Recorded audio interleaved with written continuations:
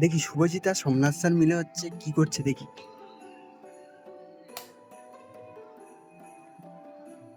কি দেখছেন আপনি?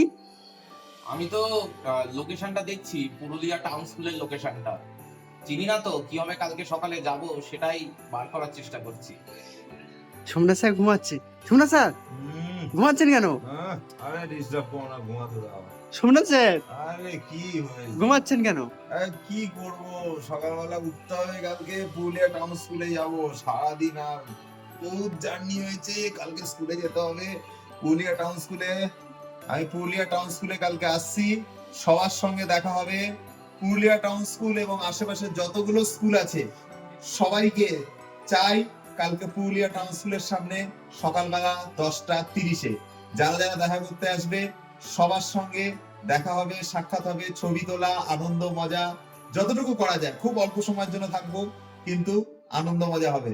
এই এখন ঘুমাতে দাও, ঘুমাতে দাও, ঘুমাতে দাও।